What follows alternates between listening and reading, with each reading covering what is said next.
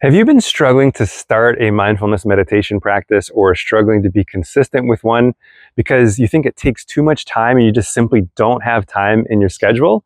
If so, good news, my friend.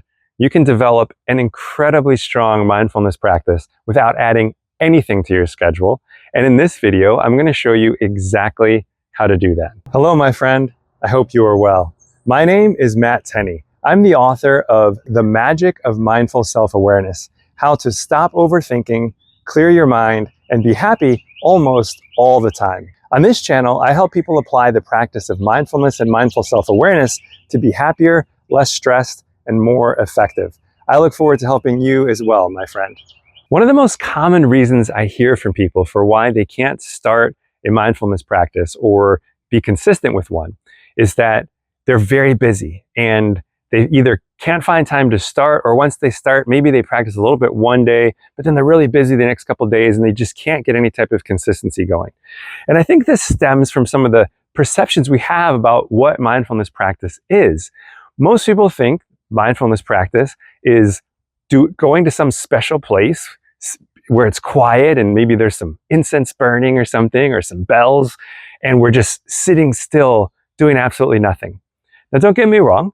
The sitting still practice is very helpful, and in another video I'll show you how to do the sitting still practice without adding anything to your schedule. In fact, in this video you get a little glimpse of it. But the practice of mindfulness is not just something we do while sitting still and doing nothing. You can practice mindfulness during literally every waking moment of the day. Now, this isn't something that happens overnight. You can't go from "I've never practiced mindfulness before" to "now I'm mindfully self-aware," or I'm being mindful during each and every waking moment of the day. However, over the period of 3 months, 6 months, maybe a year, you can absolutely develop the ability and the habits necessary to be mindful, to be mindfully self-aware during each and every waking moment of the day. And if you do this, you will realize unconditional, lasting happiness. It will absolutely change your life. It's changed my life, and I know it's changed the lives of thousands of people who have developed this practice. So how do we do this? How can you become, how can you get to the point where you're practicing mindful self-awareness? You're being mindful, being mindfully self-aware during each and every waking moment of the day. Here's what I suggest. We're going to break this into two parts.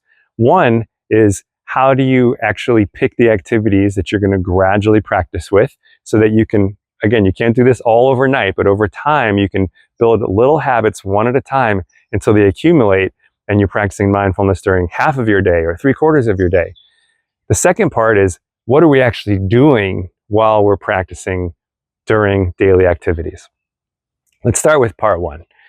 For most people, if you were to add up activities that you do every single day in relative solitude that you're going to do anyhow, it's probably about an hour and a half to 2 hours of your day. So things like getting dressed in the morning, brushing your teeth, washing your hands, taking a shower, commuting to work or walking from place to place, washing the dishes, preparing breakfast, preparing coffee, drinking water.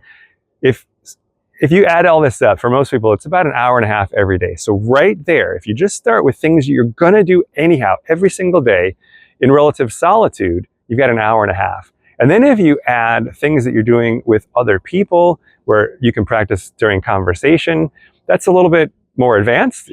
I mean, obviously you want to eventually be practicing then. But to start, just do things where it's just very simple activities that you're going to do anyhow. So what I recommend is that you start off by just making a list of all these activities. Then what you want to do is, don't try to do all of them at once. Just pick one. Let's just say it's brushing the teeth.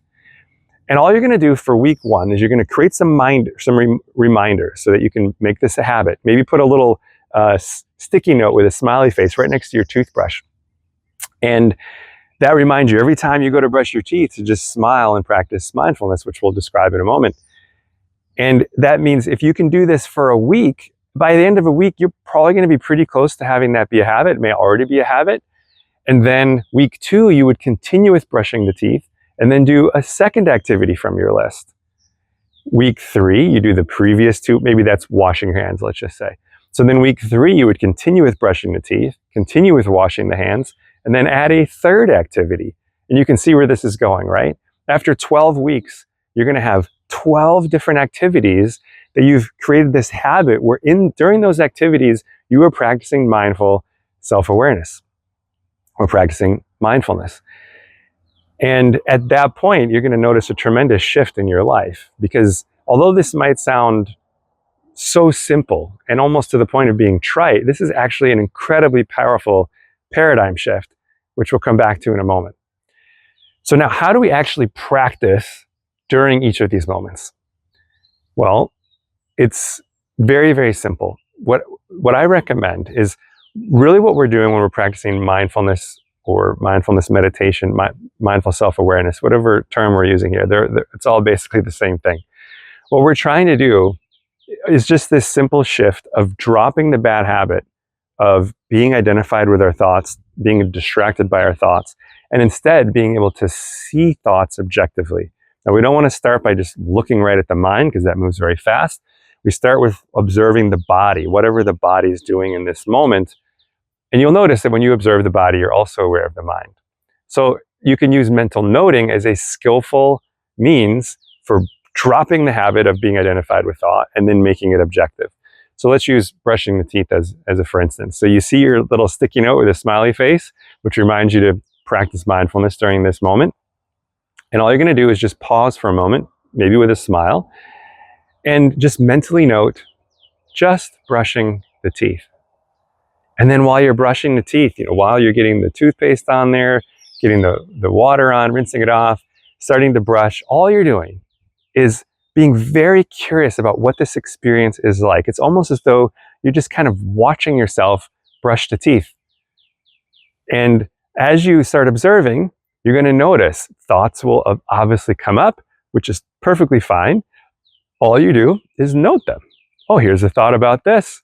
It's okay for that thought to be here. I'm going to now also be curious about what else is happening in my experience in this moment. So we're not blocking thoughts out. We're not trying to get rid of them. We just allow them to be there. We say, okay, there's a thought here, no problem. What else do I notice? Oh yeah, there's this tickling on my gums. Oh yeah, there's this the nice sensation of mintiness in my mouth. Whatever it is, I can feel the brush in my fingers. I can feel my feet on the ground. Not looking for anything in particular, just being curious about what the experience is like. And that's it, my friends. Every time thoughts come up, you just acknowledge them, let them be there, and then remind yourself, oh yeah, just brushing the teeth. I'm going to be curious about that as well. And little by little, what starts to happen is you become more aware of the body. You have this greater ability to be objectively aware of your own thoughts. And then thoughts, instead of impinging and distracting us or causing anxiety, they just arise and pass away. They arise, we notice them, they hang around for however long they're going to, but they're not distracting us, and they pass away. That's it. Now, again, as simple as this sounds, you might be thinking, oh my gosh, like I thought there was some, magical experience that you get from mindfulness practice of like going on retreat and being silent for 7 days and sitting still and doing nothing. And don't get me wrong, there's definitely value to doing retreats and to practicing sitting still. However, this simple approach of building habits gradually to where you become mindfully self-aware, where you're being mindful during every waking moment of the day, or at least after 12 weeks, 12 activities during the day, what you'll notice is that it starts to bleed off into other activities just naturally. You kind of naturally start doing things that you do more often, like walking. You start practicing all the time while you're walking. As simple as this sounds, again, it might almost sound trite. I humbly suggest that this might actually be the ultimate paradigm shift in your life. Here's why. If we're really honest about what our experience is like most of the time when we're brushing the teeth or washing our hands, what is it like? We're rushing to get it over with, aren't we? We're rushing to get it over with to get on to what's exciting in our lives or what we think is important. And when we're rushing through activities, usually our mind is just spinning with thoughts, and we're almost not even present during that activity. It's like we're literally someplace else. And if you really pay attention to what that's doing to your body, it's actually increasing anxiety in your body, making you less effective in that moment, less effective at whatever you're going to do next, and decreasing any type of well-being you have.